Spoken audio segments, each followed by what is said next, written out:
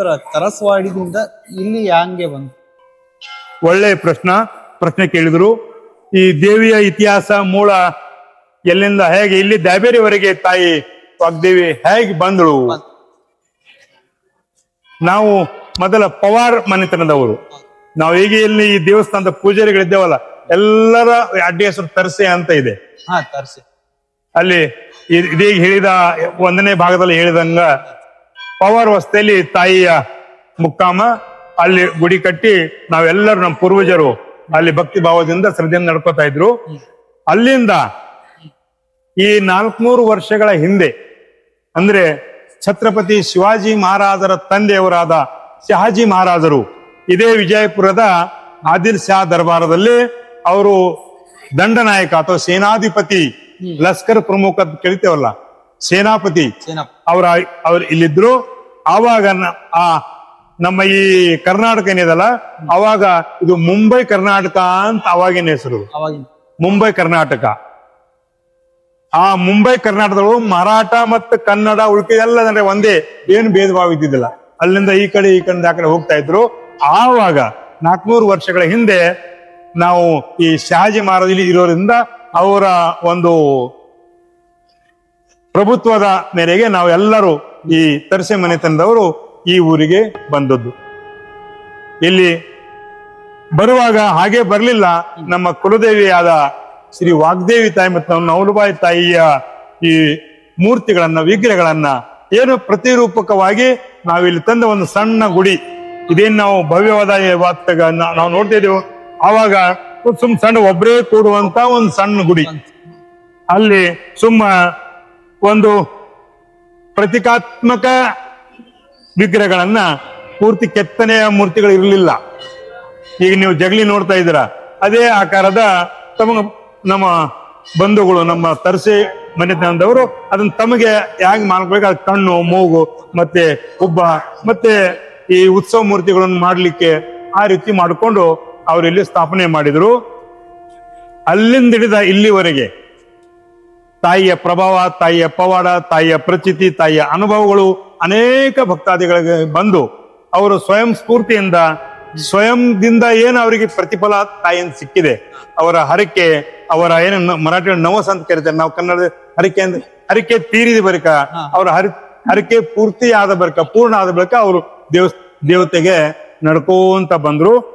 ನಡ್ಕೊಂಡ್ ಬಂದ ತಕ್ಷಣ ಒಬ್ರಿಗೊಬ್ರು ಹೇಳ್ಕೋತ ಬಂದ್ರು. ಅವರು ಮತ್ತೊಬ್ಬರ ನೆರೆಹೊರೆಯವರಿಗೆ, ಮತ್ತೊಂದು ಊರಿನವರಿಗೆ ಒಬ್ಬರಿಂದ ಮೌಕ್ತಿಕ ಪ್ರಾಕ್ಟೀಸ್ ಅಂದ್ರೆ ಮುಖದಿಂದ ಮುಖಕ್ಕೆ ಒಬ್ರಿಗೊಬ್ರು ಪ್ರಾಕ್ಟೀಸ್ ಆಗಿ ಅದು ಬೆಳ್ಕೋತಾ ಹೋಯಿತು. ಜನರು ಎರಡು ಈ ಶಾಕಾಹಾರಿ ನೈವೇದ್ಯನು ಮತ್ತು ಮಾಂಸಾಹಾರಿ ನೈವೇದ್ಯನು ಕೂಡ ತಾಯಿಗೆ ಅರ್ಪಣೆ ಮಾಡ್ಲಿಕ್ಕೆ ಪ್ರಾರಂಭ ಮಾಡಿದ್ರು. ಮುಂದೆ ಕ್ರಮೇಣವಾಗಿ ಬೆಳೀತಾ 2ನೇ ಸಲ ಸ್ವಲ್ಪ ದೊಡ್ಡ ದೇವಸ್ಥಾನ ಆಯ್ತು. ಅವಾಗ ಮತ್ತೆ ಹೆಚ್ಚಿನ ಜನಸಂಖ್ಯೆ ಬರ್ಲಕ್ ಪ್ರಾರಂಭ ಮಾಡಿದ್ರು. ಆಮೇಲೆ ಕೆಲವು ದಿವಸ ಆದ ನಂತರ ಮತ್ತೆ 2ನೇ ಸಲ ಆ ಗುಡಿಯನ್ನ ಮತ್ತೆ ಸಾಲೋದಿಲ್ಲ ಅಂತ ಮತ್ತೆ ದೊಡ್ಡದು ಮಾಡಿದ್ರು. ಎಲ್ಲೇ ಗುಡಿ ಸುತ್ತಮುತ್ತ ಅವಾಗ ಎಲ್ಲ ಈ ನಾನ್ ವೆಜ್ ಅಂದ್ರೆ ಮರಿ ಹುಂಜದ ನೈವೇದ್ಯ ಕೂಡ ನಡೀತಾ ಇತ್ತು. ಹೀಗಾಗಿ ಇಲ್ಲಿ ಸ್ವಲ್ಪ ಜಾಗ ಕಡಿಮೆ ಆಗ್ಲಕ್ಕಿತ್ತು. ಆಮೇಲೆ ಮುಂದೆ 3ನೇ ಸಲ ದೊಡ್ಡ ದೇವಸ್ಥಾನ ತಾಯಿಯ ದೇವಸ್ಥಾನ ಕಟ್ಟಿದ್ರು. ಇದೆಲ್ಲ ನಮ್ಮ ತರ್ಸೆ ಬಂಧುಗಳು ಅವರವರಿಗೆ ಸ್ವಲ್ಪ ಅಭಿಮಾನ ಹೆಚ್ಚಾಗಿ, ಭಕ್ತಿ ಹೆಚ್ಚಾಗಿ, ಅವರ ದೇವಿಯ ಪವಾಡಗಳು, ಭಕ್ತರ ಒಂದು ಸಹಕಾರದಿಂದ ಮತ್ತು 3ನೇ ಸಲ ಗುಡಿ ಕಟ್ಟಿದ್ರು. ಅದು ಕೂಡ ಸಾಲದೆ ಇದು 4ನೇ ಸಲ. ಈಗ ತಾವು ನೋಡ್ತಾ ಇದ್ದೀರಾ, ಈ ವಾಗ್ದೇವಿ ದೇವ ಇದು 4ನೇ ಸಲ ಕಟ್ಟಿದ್ದು. 400 ವರ್ಷ, ಸುಮಾರು 100 ವರ್ಷದ ಗ್ಯಾಪ್ನಿಂದ ಅಂತ ಹೇಳ್ಬಹುದು. ಆದ್ರೆ ನನಗ್ ಗೊತ್ತಿದ್ದ ಹಾಗೆ ನಮ್ ಕಾಲದಲ್ಲಿ ನಾನ್ ನೋಡ್ತಾ ಇರೋದು 3ನೇ ಸಲ. ಈಗ ಇದಂತೂ ಕಂಪ್ಲೀಟ್ 2 ಸಲ ಅಂತ ನಾವು ನೋಡಿದ್ದೇವೆ. 3ನೇ ಸಲ ಆಯ್ತು ಸ್ವಲ್ಪ ಸೋಪಾ ನೋಡಿದ್ದೇವೆ, ಗುಡಿ ನಾವು ನೋಡಿದ್ದಿಲ್ಲ, ಸಣ್ಣದಿತ್ತು. ಕಟ್ಟುವ ನೋಡಿದ್ದಿಲ್ಲ, ಬಟ್ ಸೋಪಾ ನೋಡಿದ್ದೇವೆ. ಸೋಪಾ 2 ಸಲ ಮಾಡಿದ್ದೆವು. ಬಟ್ ಇದು ಗುಡಿ ಏನದಲ್ಲ ನಮ್ ಇದ್ರೊಳಗ, ಯಾಕಂದ್ರೆ ನಮಗೂ ಈಗ ಸುಮಾರು 60ರ ಮೇಲೆ ವಯಸ್ಸಾಯ್ತು. ಆದ್ರೆ ಈ 60 ವರ್ಷದ ಹಿಂದಿಂದ ಒಂದ್ ದೇವಸ್ಥಾನಕ್ಕೆ ಈ ಸುಮಾರು ಒಂದು 4-5 ವರ್ಷ ಆಯ್ತು ಈ ಗುಡಿ ಕಟ್ಟಿ. ಇವಾಗ ಈ ಭಕ್ತರ ಒಂದು ಸಹಾಯದ ಮೇರೆಗೆ, ಭಕ್ತರ ಒಂದು ಕರೆಯ ಮೇರೆಗೆ, ಅವರ ಒಂದು ಆಗ್ರಹದ ಮೇರೆಗೆ ಈ ಭವ್ಯ ದೇವಿಯ ಮಂದಿರನ್ನ ಕಟ್ಟಿ ಇಲ್ಲಿ ನಾವು ಈ ಜಗಲಿ ಮತ್ತು ಕವಲು ಕಟ್ಟುವಂತ ವ್ಯವಸ್ಥೆ. ಅದೇ ರೀತಿ ಕಳೆದ ಒಂದು 2 ವರ್ಷದ ಹಿಂದೆ ಈ ಮೂರ್ತಿಯ ಪ್ರಾಣ ಪ್ರತಿಷ್ಠಾಪನೆ ಕೂಡ ನಾವು ಮಾಡಿದೆವು. ಈ ಭವ್ಯ ಮಂದಿರ ಕಟ್ಟಿ ಅದಕ್ಕೆ ಕಳಸಾರೋಹಣ ಕಾರ್ಯಕ್ರಮ ಮಾಡಿ ಮಾನ್ಯ ಮುಖ್ಯಮಂತ್ರಿ ನಮ್ಮ ಕರ್ನಾಟಕ ಸರ್ಕಾರದ ಮುಖ್ಯಮಂತ್ರಿಗಳಂತ ಸಿದ್ದರಾಮಯ್ಯ ಕೂಡ ಅವರು ಬಂದಿದ್ರು. ನಮ್ಮ ಈಗಿನ ಉಸ್ತುವಾರಿ ಸಚಿವರಂತ ಎಂ ಬಿ ಪಾಟೀಲ್ ಬಂದಿದ್ರು. ಅನೇಕ ಭಕ್ತಾದಿಗಳು ನಮ್ಮ ಬಸನಗೌಡ ಪಾಟೀಲ್ ಬಂದು ಹೋಗಿದ್ದಾರೆ. ಅವ್ರ ಮನೆಯವರು ಕೂಡ ಪ್ರತಿ ಸಲ ಬರ್ತಾ ಇದ್ದಾರೆ. ನಮ್ಮ ಶಿವಾನಂದ ಪಾಟೀಲ್ರಾಗ್ಲಿ ಅವ್ರ ಮನೆಯವರು, ಈ ಸುನಿಲ್ ಗೌಡ್ರು, ಇದೆಲ್ಲ ಭಕ್ತಾದಿಗಳು ರಾಜಕಾರಣಿಗಳು ಕೂಡ ಈ ದೇವಸ್ಥಾನಕ್ಕೆ ಕಟಕದೊಂಡಾಗ್ಲಿ ನಮ್ಮ ದೇವಾನಂದ ಸಾವ್ರಿ ಏನ್ ಮಾಜಿ ಶಾಸಕರು ಅವರು ಕೂಡ ಈ ದೇವಸ್ಥಾನಕ್ಕೆ ದೇವಿಗೆ ನಡ್ಕೋತಾ ಇದ್ದಾರೆ. ಮತ್ತೆ ಅನೇಕ ಭಕ್ತಾದಿಗಳು ಕೇವಲ ಕರ್ನಾಟಕದಷ್ಟೇ ಅಲ್ಲ, ಮಹಾರಾಷ್ಟ್ರ, ಆಂಧ್ರ, ಈ ತೆಲಂಗಾಣ ಮತ್ತೆ ನೆರೆಹೊರೆಯ ಈ ರಾಜಸ್ಥಾನ ಅನೇಕ ರಾಜ್ಯಗಳಿಂದ, ಗೋವಾ ರಾಜ್ಯಗಳಿಂದ ಭಕ್ತಾದಿಗಳು ಈ ದೇವಿಯ ಪ್ರತೀತಿ ಅನುಭವ ಹೇಗೆ ಭಕ್ತರಿಗೆ ಅದು ಪ್ರತಿಫಲ ಸಿಗ್ತಾ ಇತ್ತು. ಅವರವರ ನೆಂಟರಾಗ್ಲಿ, ಅವರವರ ಬೇಗರಾಗ್ಲಿ, ಸಂಬಂಧಿಕರು ಅವರು ಒಬ್ರಿಗೊಬ್ರು ಹೇಳಿ ಅವರು ಏನೋ ತಮ್ಮ ಜೀವನದಲ್ಲಿ ಏನೋ ಸಮಸ್ಯೆ, ಏನೋ ಪ್ರಾಬ್ಲಮ್ ಬಂದ ತಕ್ಷಣ ಅವರೊಬ್ಬರು ಚರ್ಚೆ ಮಾಡಿ ಇಂತಿಂತ ಒಂದು ಜಾಗೃತ ದೇವಸ್ಥಾನ ಇದೆ ದ್ಯಾಬೇರಿ ಸುಕ್ಷೇತ್ರದಲ್ಲಿ, ತಾವು ಹೋಗಿ ಬನ್ನಿ, ನಿಮ್ಮ ಸಮಸ್ಯೆ ದೂರ ಆಗಬಹುದು ಅಂತ ಹೇಳಿದಾಗ ಜನ ಇಲ್ಲಿ ಬರ್ತಾ ಇದ್ದಾರೆ. ಅವರವರು ತಾವು ಅನುಭವಿಸಿ ಅವರಿಗೆ ತಕ್ಕ ಪ್ರತಿಫಲ ಸಿಕ್ಕಿದ ನಂತರ ಈ ಭಕ್ತಾದಿ ಬರ್ತಾ ಇದ್ದಾರೆ. ನಾವೆಲ್ಲೂ ಈ ದೇವಸ್ಥಾನದ ಪ್ರಚಾರ, ಅಡ್ವರ್ಟೈಸ್ಮೆಂಟ್ ಯಾವ ಪೇಪರ್ ಅಲ್ಲಿ ಕೊಟ್ಟಿಲ್ಲ, ಯಾರಿಗೂ ಹೇಳಿಲ್ಲ. ಅವ್ರಿಗೆ ಬಂದಂತ ಪ್ರತೀತಿ ಅನುಭವಗಳ ಮುಖಾಂತರ ಅವರು ತನ್ನಿಂತಾನೇ ಹರಕಿ ತೀರಿಸ್ಲಕ್ ಬರ್ತಾರ, ಮತ್ ಹರಕಿ ಬೇಡ್ಕೊಳಕ್ಕೂ ಬರ್ತಾರ. ನಮ್ದು ಒಳ್ಳೇದಾಗ್ಲಿ ತಾಯಿ ಅಂತ ಬೇಡ್ಕೊಳಕ್ ಬರ್ತಾರ. ಒಳ್ಳೇದ್ ಆದ ನಂತರ ನಿನ್ಗೆ ಏನ್ರಿ ಮಾಡ್ತೀವ ತಾಯಿ ಅಂತೇಳಿ ಹರಕಿ ತೀರಿಸ್ಲಕ್ ಕೂಡ ಬರ್ತಾ ಇದೆ. ಈ ರೀತಿ ಎರಡೂ ರೀತಿಯಿಂದ ದೇವಸ್ಥಾನಕ್ಕೆ ದೇವರು ಬರ್ತಾ ಇದ್ದಾರೆ. ಇನ್ನೊಂದು ವಿಶೇಷವಾದ ಸಂಗತಿ ಅಂದ್ರೆ, ನಾನು ಏನಾಗ ಹೇಳಿ ಉಲ್ಲೇಖ ಮಾಡಿದ್ದೆ, ಆ ಕವಲು ಕಟ್ಟುವ ಜಗಲಿ ಅಂತ ಹೇಳಿದೆ. ಈ ದೇವಸ್ಥಾನಕ್ಕ ಈ ಕವಲು ಕಟ್ಟುವುದರಿಂದ ಭಕ್ತರ ಮನಸ್ಸಿನಲ್ಲೇ ಇರ್ತಕ್ಕಂತ ಕೆಲವು ಅಭಿಪ್ರಾಯಗಳನ್ನ, ಕೆಲವೊಂದು ಅನಿಸಿಕೆಗಳನ್ನ, ಮನಸ್ಸಿನ ಬೈಕ್ಗಳನ್ನು ಆಗ್ತವೋ ಇಲ್ಲೋ, ಆಗಬಹುದೋ ಇಲ್ಲೋ, ಆಗಿದ್ರೆ ಬಲ ಕೊಡು, ಆಗ್ತಿದ್ರೆ ಬಲ ಕೊಡು, ಇಲ್ಲ ಆಗೋದಿಲ್ಲ ಅಂದ್ರೆ ಸ್ವಲ್ಪ ಇನ್ನೂ ಪ್ರಾಬ್ಲಮ್ ಇದೆ, ಇನ್ನೂ ಟೈಮ್ ಸರಿ ಇಲ್ಲ ಅಂತ ಆ ರೀತಿ, ಅಥವಾ ಯಾರೇನೋ ಮಾಡಿಸಿದ್ದಂತಾರ, ಕೆಲವರಿಗೆ ಸಂಶಯ ಇರ್ತದ. ಆದ್ರೆ ನಾವು ಇಲ್ಲಿ ಅಂಧಶ್ರದ್ಧಾ ಮತ್ತ ವಹೇಮ ಅಂತ ಮಾಟ ಮಂತ್ರಕ್ಕೆ ಇಲ್ಲಿ ನಾವು ಬೆಲೆ ಕೊಡೋದಿಲ್ಲ. ಯಾಕಂದ್ರೆ ಈ ದೇವಸ್ಥಾನ ಅಂತದ್ ಏನು ಇಲ್ಲಿ ನಡೆಯೋದಿಲ್ಲ. ಏನು ಇದ್ದಿದ್ದೆಲ್ಲ ಟ್ರಾನ್ಸ್ಪರೆಂಟ್, ಪಾರದರ್ಶಕ. ನಿಮ್ಮ ಭಕ್ತಿ ತಾಯಿಯ ಶಕ್ತಿ. ನೀವೆಷ್ಟು ಪ್ರಾಮಾಣಿಕದಿಂದ, ಎಷ್ಟು ನೀವು ಭಕ್ತಿಯಿಂದ ಅಂತಃಕರಣ ನಡ್ಕೋತಿರೋ ಅಷ್ಟು ದೇವಿ ನಿಮಗೆ ವರ ಕೊಡ್ತಾರ, ಅನುಗ್ರಹ ಮಾಡ್ತಾ ಇದ್ದಾಳೆ. ಅದಕ್ಕೆ ಈ ಕೌಲು ಕಟ್ಟುವ ಮುಖಾಂತರ ಜನ ಬೆಳೀತಾ ಇದ್ದಾರೆ. ಯಾಕಂದ್ರೆ ಬೇರೆ ಕಡೆಯಲ್ಲಿ ಭಕ್ತರಿಗೆ ಸ್ವಲ್ಪ ಗೊಂದಲ, ಎಲ್ಲಿ ಕೌಲು ಕಟ್ಟೋದು ಹೇಗೆ. ಈಗ ಇಲ್ಲಿ ಕೂಡ ದೇವಸ್ಥಾನದ ಹಿಂದೆ ಮಸೋಬಾನ್ ಮುಂದೆ ಅವನ ಸೈನಿಕ, ಯಾರೋ ಮಸೋಬಾ ಅಂದ್ರೆ ಮಹಿಷಾಸುರನ ಸೈನಿಕ, ಅವನು ಎತ್ತಿ ನೋಡ್ತಾ ಇದ್ರೆ ಕೆಲವರು ಜನ. ಅದೆಷ್ಟು ಖರೇನೋ ಎಷ್ಟು ಸುಳ್ಳು ಗೊತ್ತಿಲ್ಲ. ಕೆಲವ್ರಿಗೆ ಹಗರ ಅನಿಸ್ತೈತಿ, ಕೆಲವ್ರಿಗೆ ವಜ್ಜೆ ಅನಿಸ್ತೈತಿ. ಅದು ಅವ್ರವ್ರಿಗೆ ಕನ್ಫ್ಯೂಸನ್. ನಾವು ಬೇಡ ಅಂತ ಹೇಳ್ತೇವೆ ಅದನ್ನ ಅಂತದೆಲ್ಲ ಮಾಡ್ಬೇಡ್ರಿ. ಅಂಧಶ್ರದ್ಧಾ ನಿಮ್ಗೇನ್ ಕೇಳುದೈತಿ ಆ ತಾಯಿಗೆ ಪೂಜೆ ಕಟ್ಟಿ ಕೇಳ್ರಿ. ತಾಯಿ ಎಡಬಲ ಕೊಡ್ತಾಳೆ. ನಿಮ್ ಆಗುವಂತ ಕೆಲಸದಿಂದ ಬಲ ಕೊಡ್ತಾಳೆ, ಒಳ್ಳೇದಾಗ್ತಂದ್ರೆ ಬಲ ಕೊಡ್ತಾಳೆ. ಇನ್ನು ಸಮಯ ಸರಿಯಿಲ್ಲ, ಇನ್ನು ಕೆಲವು ಪ್ರಾಬ್ಲಮ್ ಇದೆ, ಸ್ವಲ್ಪ ದೇವಿಗೆ ನಡ್ಕೋರಿ, ನೀವು ಒಳ್ಳೇದಾಗ್ರಿ, ನೀವು ತಪ್ಪುಗಳನ್ನ ಮಾಡ್ಬೇಡ್ರಿ, ಆಮೇಲೆ ಸ್ವಲ್ಪ ಕೆಲವೊಂದ ಮತ್ ಬರ್ರಿ, ಮತ್ತ ನಿಮಗ್ ತಾಯಿ ಒಳ್ಳೇದ್ ಮಾಡ್ಬೋದು ಅಂತ ಹಿಂಗೆ ಇಲ್ಲಿ ಎಡಬಿದ್ರೆ ಸ್ವಲ್ಪ ಒಳ್ಳೇದಲ್ಲ, ಮತ್ತಿನ್ನು ಟೈಮ್ ಇದೆ, ಬಲ ಆದ್ರೆ ಒಳ್ಳೇದಾಗ್ತೈತಿ, ನಿಮ್ ಬೈಕ್ ತೀರ್ತಾವಂತ ಇಲ್ಲಿ ಅವ್ರಿಗೆ ಬಂದಂತ ಫಲದ ಮುಖಾಂತರ ಅವ್ರ ಹರಕೆ ಬೇಡ್ಕೋತಾರ, ಅವ್ರ ಹರಕೆ ತೀರ್ಸ್ತೈತಿ, ಮನ ಕಾಮನ ಪೂರ್ಣ ಆಗ್ತೈತಿ, ಅವ್ರಿಗೆ ಬರ್ತಾ ಇದ್ದಾರೆ. ಅದರಿಂದ ದಿನೇ ದಿನೇ ಈ ಸಂಖ್ಯೆ ಬೆಳೀತಾ ಇದೆ. ಇವಾಗ ಮಂಗಳವಾರ ಶುಕ್ರವಾರ ಸಾವಿರಾರು ಸಂಖ್ಯೆಯಲ್ಲಿ ಜನ ಬರ್ತಾ ಇದ್ದಾರೆ, ಸಾವಿರಾರು. ನೀವು ನೋಡ್ತಿರಲ್ಲ, ಬೆಳಿಗ್ಗೆಯಿಂದ ನೀವು ಬೆಳಿಗ್ಗೆಯಿಂದ ಸಾಯಂಕಾಲ ರಾತ್ರಿ ಸುಮಾರು ಈಗ 4 ಗಂಟೆವರೆಗೆ ಜನ ಇರ್ತಾರೆ. ಇದರಲ್ಲಿ ಮತ್ತೊಂದು ವಿಶೇಷ ಏನಂತ ಹೇಳಿದ್ರೆ, ಇದು ಹರಕೆ ಈ ದಿವಸಕ್ಕೆ ಕಾರ್ಯ ಮಾಡ್ತಾರಲ್ಲ, ಬೆಳಿಗ್ಗೆಯಿಂದ ಸಾಯಂಕಾಲ 9ರವರೆಗೆ ಏನು ಹರಕೆ ಮಾಡ್ತಾರಲ್ಲ, ಇದೆಲ್ಲ ಹರಕೆಯ ಹೊತ್ಕೊಂಡಂತ ನವಸ್ ಬೇಡಿಕೊಂಡಂತವ್ರು ಇವರು. ರಾತ್ರಿ ಏನ್ ಬರ್ತಾರಲ್ಲ 9ರ ನಂತರ ಅವ್ರು ಒಬ್ರಿಗೊಬ್ರು ಜಗಳ ಮಾಡಿದವರು, ಒಬ್ರಿಗೊಬ್ರು ಕೊಲೆ ಸುಲಿಗೆ ಮಾಡಿದವರು, ಒಬ್ರಿಗೊಬ್ರು ಆಸ್ತಿ ಪಾಸ್ತಿ ಕಬಳಿಸಿದವರು, ದಬ್ಬಾಳಿಕೆಂತ ಸತಾಯಿಸಿದವರು, ಗಂಡ ಹೆಂಡರ ನಡುವ ಜಗಳ, ನೆರೆಹೊರೆಯಲ್ಲಿ ಜಗಳ, ಅಣ್ಣ ತಮ್ಮರಲ್ಲಿ ಜಗಳ, ಊರಿನಲ್ಲಿ ಜಗಳ, ಪಂಚಾಯತಿ ರಾಜಕಾರಣಿಗಳ ಜಗಳ, ಅಂತವರು ಆ ನ್ಯಾಯಾಲಯದಲ್ಲಿ ಅಂದ್ರೆ ಕಾನೂನು ಅವರಿಗೆ ಸರಿಯಾಗಿ ನ್ಯಾಯ ಸಿಗದೇ ಇದ್ರೆ, ಆಮೇಲೆ ಈ ಗ್ರಾಮ ಪಂಚಾಯತಿಲಾಗ್ಲಿ, ಕೋರ್ಟ್ ಕಚೇರಿ ಆಗ್ಲಿ, ಅವರಲ್ಲಿ ಸತ್ಯ ಇದ್ರೂ ಕೂಡ ಅವ್ರಿಗೆ ನ್ಯಾಯ ಸಿಗೋದಿಲ್ಲ ಕೆಲವೊಮ್ಮೆ. ಯಾಕಂದ್ರೆ ಬಡ ಬಗ್ಗರಿಗೆ ನ್ಯಾಯ ಸಿಗೋದು ಬಹಳ ಕಡಿಮೆ. ಕಡಿಮೆ ಸರ್. ಯಾರ್ದು ಇನ್ಫ್ಲೂಯೆನ್ಸ್ ಇರ್ತದೆ, ಯಾರ್ದು ಪರಿಚಯ ಇರ್ತದೆ, ಯಾರ ಕಡೆ ದುಡ್ಡು ಇರ್ತದೆ, ಯಾರ ಕಡೆ ಅಧಿಕಾರ ಇರ್ತದೆ, ಅವರು ಸ್ವಲ್ಪ ಜಾಸ್ತಿ ನಡೀತಾ ಇದೆ. ಅದು ಸುಳ್ಳು ಕೂಡ ಸತ್ಯ ಖರೆ ಆಗಬಹುದು ಅಲ್ಲಿ. ಬಟ್ ಇಲ್ಲಿ ಇದು ಕೊನೆ ನ್ಯಾಯಾಲಯ. ರಾಜ ಬಂದ್ರು ಅಷ್ಟೇ, ಮಂತ್ರಿ ಬಂದ್ರು ಅಷ್ಟೇ, ಸದಾ ಬಡವ ಬಂದ್ರು ಅಷ್ಟೇ. ಇಲ್ಲಿ ಕೊನೆ ನ್ಯಾಯ ಸತ್ಯಕ್ಕೆ ಸತ್ಯನೇ ಆಗಬೇಕು, ಸುಳ್ಳಿಗೆ ಸುಳ್ಳಿನೇ ಆಗಬೇಕು. ಸತ್ಯ ಇದ್ದವನಿಗೆ ನ್ಯಾಯ ಸಿಗ್ತದ, ಸುಳ್ಳಿನವರಿಗೆ ಶಿಕ್ಷೆ ಸಿಗ್ತದ. ಅಂತವ್ರು ಇಬ್ರು ಕೂಡಿ ಆ ಜಗಳದ ನೈವೇದ್ಯ ಅಂತೇಳಿ ರಾತ್ರಿ ಮಾಡ್ಬೇಕು. ಅದನ್ನ ಆ ರಾತ್ರಿ ಮಾಡಿ ಆ ಮಾಡಿದಂತ ನೈವೇದ್ಯನ ಹೋಳಿಗೆ ಬಾನ ಅದು ಒಂದೇ ತಾಟದಲ್ಲಿ ಅವ್ರಿಬ್ರು ಕೂಡಿ ಅದನ್ನ ಸಣ್ಣಾಗಿ ಮಾಡಿ ಒಂದೇ ತಾಟದಲ್ಲಿ ಊಟ ಮಾಡ್ಬೇಕು. ಅದನ್ನ ನಮ್ ಮನಸ್ಸು ಎಲ್ಲ ಸ್ವಚ್ಛ ಮಾಡಿದ್ದೇವೆ. ತಾಯಿ ನಮ್ಮನ್ನ ಇನ್ನು ಕಾಡಬೇಡ, ನಮಗಿನ್ನೂ ಏನು ತ್ರಾಸ ಕೊಡಬೇಡ, ನಾವೆಲ್ಲ ಒಂದಾಗಿದೆ, ಒಳ್ಳೆ ಅಂತಕ ನೀನ್ ಭಕ್ತಿ ಮಾಡ್ತೀವಿ, ನಾ ಯಾರ್ದು ತಪ್ಪು ಮಾಡಂಗಿಲ್ಲ, ಯಾರ್ದು ಕೆಡಕ್ ಮಾಡಂಗಿಲ್ಲ, ನಮಗ್ ಒಳ್ಳೆ ಮಾಡ ಅಂತ ಹೇಳಿ ಒಬ್ರಿಗೆ ಒಂದೇ ತಾಟನೆ ಊಟ ಮಾಡಿ ಹೋಗ್ತಾ ಇದಾರೆ. ಆ ಕಾರಣ ನಂತರ ಅವ್ರು ಮತ್ತೊಮ್ಮೆ ಮುಂದ್ಸ್ ಒಂದ್ ಶುಕ್ರವಾರ ಬರ್ತಾ ಇದಾರೆ.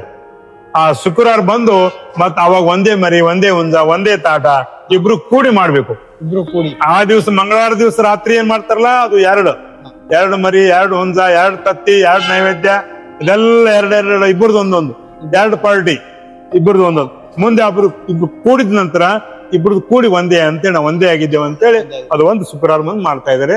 ಈ ರೀತಿ ಆ ಹರಕಿ ಬಂತದು, ಜಗಳ ಹೋಯ್ತು, ತೊಂದರೆ ಹೋಯ್ತು, ನಾವೆಲ್ಲ ಆ ರೀತಿ ಇಲ್ಲಿ ನಡೀತಾ ಇದೆ. ದೇವಿ ಕೆ ದರ್ಬಾರ್ ಮೇ ದೇರ್ ಹೈ ಲೇಕಿನ್ ಅಂಧೇರ್ ನಹೀ ಹೈ. ಸ್ವಲ್ಪ ತಡ ಆಗಬಹುದು, ಆದ್ರೆ ಸತ್ಯಕ್ಕೆ ಸತ್ಯನೇ ಆಗಬಹುದು. ಇದಕ್ಕೊಂದು ಉದಾಹರಣೆ ನಾ ಹೇಳ್ತೀನಿ. ಇದೇ ಕಳೆದ 1 ತಿಂಗಳ ಒಳಗೆ ಒಬ್ಬ ಭಕ್ತ, ನಮ್ದೇ ಜಗಲಿ ಪೂಜೆ ನಮ್ದೇ ಇತ್ತು, ಬಂದಿದ್ದ. 16 ಎಕರೆ ಒಬ್ಬನ ಪಾಲಲ್ಲಿ, 16 ಎಕರೆ 6 ಮಂದಿ ಪಾಲಲ್ಲಿ ಜಮೀನು. ಅವ್ರ 6 ಮಂದಿ ಅಣ್ತೊಬ್ಬರು 16 ಎಕರೆ ಅವರು ಅಂದ್ಕೊಂಡಿದ್ರು. ಈ 16 ಎಕರೆ ಒಬ್ಬನ ಪಾಲಿಗೆ ಒಬ್ಬನೇ ಇದ್ದ.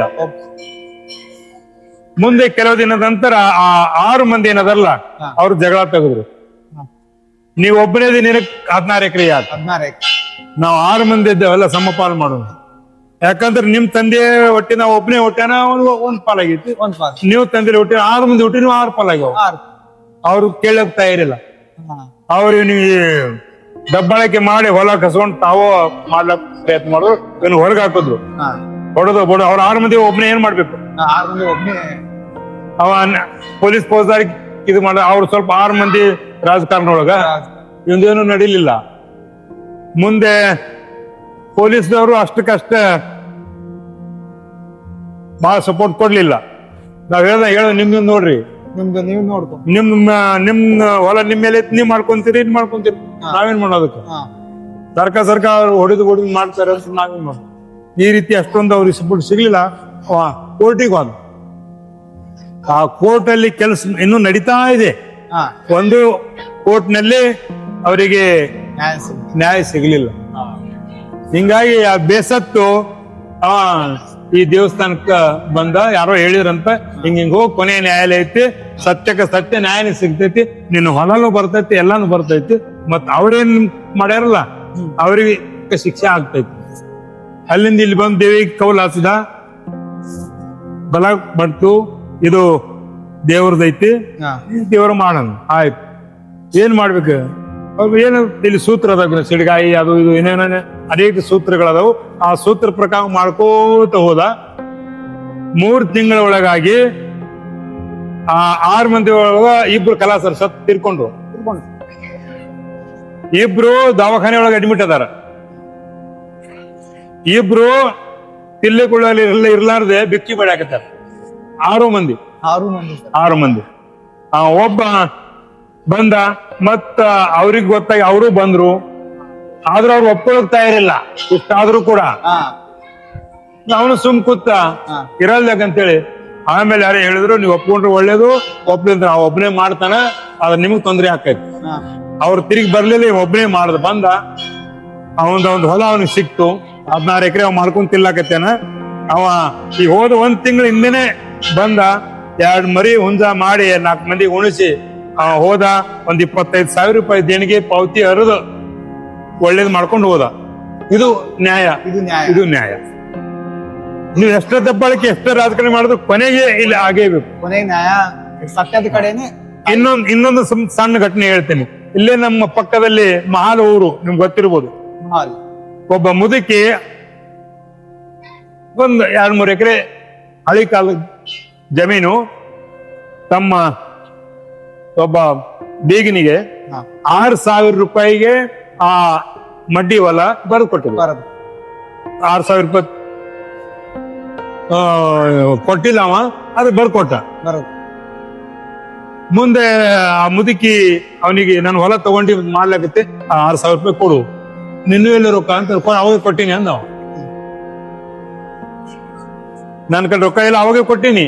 ಅವಾಗೇನ್ ಲಿಖಾಪಡಿ ಏನು ಬಾಂಡ್ ಗಿಂಡ ಅಂತದೇನು ಇರ್ತಿದ್ದಿಲ್ಲ. ಕೊಟ್ಟೆವು, ಮುಗಿದು ಆ ತಲಾಟೆಗಳು ಹೋಗೋದು, ಕೆಲವೊಮ್ಮೆ ಸಹಿ ಮಾಡೋದು, ಮುಗುದು. ಆ ರೀತಿ ಇತ್ತು. ಮುಂದೆ ಆ ಮುದುಕಿ ಬೇಸತ್ತು ಪೊಲೀಸ್ ಸ್ಟೇಷನ್ಗೆ ಹೋಯ್ತು. ಪೊಲೀಸ್ ಸ್ಟೇಷನ್ದಾಗೂ ಇನ್ಸ್ಪೆಕ್ಟರ್ ಅಲ್ಲಿ ಅವನೇ ಮಾಲ್ದವನೇ ಇದ್ದ, ಅವನ್ ಪರಿಚಯ, ಮುದುಕಿಗೆ ಪರಿಚಯ ಇಲ್ಲ. ಹಿಂಗಾಗಿ ಅವ್ರಿಬ್ರು ನೆಂಟಾಗಿ ಆವ ಮತ್ ಮುದುಕಿಗೆ ಇನ್ಸ್ಪೆಕ್ಟರ್ ಕೂಡ ಮುದುಕಿಗೆ ಬೇದ.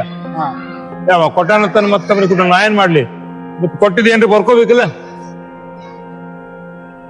ಹಿಂಗಾಗಿ ಮುದುಕಿ ಬೇಸತ್ತು ಇಲ್ಲಿ ಬಂದು ಇಲ್ಲಿ ಕವಲ್ ಕಟ್ ನೋಡೋಣ, ಅದ್ ನಿನಗೆ ಅನ್ಯಾಯ ಆಗೈತಿ, ನೀನು ಸಿಡ್ಗಾಯಿ ಹೊಡಿ ಅವನ ಹೆಸರು ತಗೊಂಡು. ಆ ಸಿಟ್ಟಿನಿಂದ ಸಿಡ್ಗಾಯಿ ಹೊಡೆದ ತಕ್ಷಣ ಅವ ದವಾಖಾನೆ ಸ್ವಲ್ಪ ಖರ್ಚು ಮಾಡ್ದ, ಆ ಕಡೆ ಕಡೆ ಬರೋಬರ್ ಆಗವಲ್ದು. ರೊಕ್ಕ ಹಾಕಿದ್ರು ಅವನ್ ಬ್ಯಾನ್ ನಿಲ್ಲವಲ್ದು, ತೊಂದ್ರೆ. ಅವನು ಬಂದ, ಇದು ಬರ ಕವಲ್ ಹಚ್ಚಿ ಕೇಳ್ದ, ಯಾರ್ದು ದೇವ್ರದೈತಿ, ಏನ್ ತಪ್ಪು ಮಾಡಿದಾನ, ಮಾಡಿನಿಂದ ಒಪ್ಕೊಂಡ. ಅವಾಗ ಹಿಂಗೀಗ ಒಬ್ರು ಮುದ್ಕಿದ್ ರೊಕ್ಕ ಕೊಡೈತಿ, ಹೊಲ ತಗೊಂಡಿರ್ ರೊಕ್ಕ ಬಿಟ್ಟಿಲ್ಲ. ಆಯ್ತಾ ಮುದ್ಕಿನ ಕರ್ಸು. ಆ ಮುದ್ಕಿನ ಗೊತ್ತು, ಅವನು ಬಂದ. ಇಬ್ರು ಬಂದು ಅಪ್ಸತ್ ಆಗ್ಬೇಕು. ಅವನ್ ಇಲ್ಲೇ ನಮ್ ಮುಂದೆ ಅವನ್ ಎಷ್ಟ ಹಣ ಐತಲ್ಲ ಅದ್ರ ಬಡ್ಡಿ ಸಹಿತ ನೀವು ಕೊಡ್ಬೇಕು. ಮುಂದ 2 ವರ್ಷ ತನಕ ಹೋಯ್ತದ. ಆ 2 ವರ್ಷದ ಬಡ್ಡಿ ಗಂಟೆ ಕೊಡಿ 8,000 ರೂಪಾಯಿ ನಮ್ಮ ಮುಂದೆ ಕೊಡ್ಬೇಕು. ಕೊಟ್ಟ ಮೇಲೆ ಇಬ್ರು ಒಂದೇ ತಾಟ ಊಟ ಮಾಡ್ಬೇಕು. ಹಿಂಗಾಯ್ತು. ಮುಂದೆ ಆ ಇನ್ಸ್ಪೆಕ್ಟರ್ ಪಳೆ ಬಂತಲ್ಲ, ಅವನು ಅನ್ಯಾಯ ಮಾಡ. ಅವನಿಗೂ ಒಮ್ಮೆ ಆಕ್ಸಿಡೆಂಟ್ ಆಯ್ತು. ಅವನಿಗೆ ದೇವಸ್ಥಾನ ಎಲ್ಲಾ ದವಾಖಾನೆ ತೋರಿಸ್ದ, ನೋಡ್ ಪ್ರಯತ್ನ ಮಾಡಿದ್ರು ಆಗ್ಲಿಲ್ಲ. ದೇವಸ್ಥಾನ ಹೋಗೋಣ, ಇಲ್ಲಿ ದೇವದ ಹೊಂಡ್ರು. ಏನ್ ತಪ್ಪು ಮಾಡಿದ್ರು. ಹೌದು, ಆ ಮುದುಕಿಗೆ ನಾನು ಸುಮ್ಕೆ ಮಾಡಿದ್ದೆ, ತಪ್ಪಾಯ್ತು. ಆ ಇನ್ಸ್ಪೆಕ್ಟರ್ ಮತ್ತೆ ಅವ್ರಿಬ್ರು ಕೂಡ ಇನ್ನೂ ಬರ್ತಾರೆ ದೇವಸ್ಥಾನ, ಯಾವಾಗಾದ್ರೂ ಬರ್ತಾರೆ. ಎಂತ ಸಣ್ಣ ಘಟನೆಗಳು ಬಹಳಷ್ಟು ಮಾಡಿ ಪೊಲೀಸ್ ಫೋರ್ಸ್ನಲ್ಲಿ ಆಗಲ್ಲ ಅಂತ ನೀಗಲಾರಂತ ಕೆಲಸ ಇಲ್ಲಿ ತಾಯಿ ನ್ಯಾಯಾಲಯ. ನಮ್ ಛತ್ರಪತಿ ಶಿವಾಜಿ ಮಹಾರಾಜರು ಒಂದು ಮಾತು ಹೇಳ್ಯಾರ, अन्याय करना पाप है, अन्याय करना पाप है, लेकिन अन्याय सहन करना महापाप है। अन्याय करना पाप है, अन्याय सहन करना महापाप है। लेकिन याद रखो सालो, तुम सबका ಶಿವಾಜಿ ಮಹಾರಾಜ್ ಹಮಾರ ಬಾಪ್ ಹೈ ಅದು ನಾವು ಹೇಳ್ತೇವೆ. ಯಾಕಂದ್ರೆ ಹಂಗ ಐತಿ, ಇದು ಈ ದೇವಸ್ಥಾನ ಹಂಗೆ ಐತಿ. ಎಲ್ಲ ನ್ಯಾಯಾಲಯದ ಕೊನೆ ನ್ಯಾಯಾಲಯ ಇದು. ಇಲ್ಲಿ ತಪ್ಪು ತಡೆಗಳು ನಡೆಯುದಿಲ್ಲ. ನೀವು ಶುದ್ಧ ಅಂತಕರಣ ಭಕ್ತಿದಿಂದ ಹೋದ್ರ ನಿಮ್ ತಾಯಿ ಅನುಗ್ರಹ ಮಾಡ್ತಾರೆ, ನಿಮ್ಗೆ ಒಳ್ಳೇದಾಕೈತಿ. ನೀವು ಎದಿ ಸೆಟ್ಟಿದ್ರೆ ನನ್ಗೇನ್ ಮಾಡ್ತಾ ಹಾಕಿ ಹಂಗ ಮಾಡ್ಕೊ ಹೋದ್ರಿ, ನಿಮ್ ಮಣ್ಣ ಮುಕ್ಕ ಬಿಡಂಗಿಲ್ಲ, ಕುಂಡಾಗಿನ ರಕ್ತ ಕಾರಿಸ್ತಾವ. ಒಂದೇ ನಾ ಹೇಳೋದು. ಮತ್ತೆ ಯಾವುದೇ ಮಾಟ ಮಂತ್ರ ವಹಿಮ ಅಂಧಶ್ರದ್ಧೆ ಇದಕ್ಕೆ ನೀವು ಒಳಗಾಗಬೇಡ್ರಿ. ಎಷ್ಟೇ ಹೇಳ್ತಾ ಇದ್ರಿ, ತಾಯಿ ನಿಮ್ಗೆಲ್ಲರಿಗೂ ಆಶೀರ್ವಾದ ಮಾಡ್ಲಿ. ಧನ್ಯವಾದಗಳು. ಇದು ಇಷ್ಟು ಡ್ಯಾವೇರಿ ತಾಯಿಯ ಒಂದು ಕ್ಷೇತ್ರದ ವಿಡಿಯೋ ಇಷ್ಟ ಆದರೆ ಲೈಕ್ ಮಾಡಿ, ಕಮೆಂಟ್ ಮಾಡಿ, ಶೇರ್ ಮಾಡಿ, ಚಾನಲ್ ಸಬ್ಸ್ಕ್ರೈಬ್ ಮಾಡ್ಕೊಳ್ಳಿ. ಮತ್ತೆ ಮುಂದಿನ ವಿಡಿಯೋದಲ್ಲಿ ಸಿಗೋಣ. ಅಲ್ಲಿವರೆಗೂ ಎಲ್ಲರೂ ನಗ್ತಾ ಇರಿ, ನಗಿಸ್ತಾ ಇರಿ. ಜೈ ಕರ್ನಾಟಕ.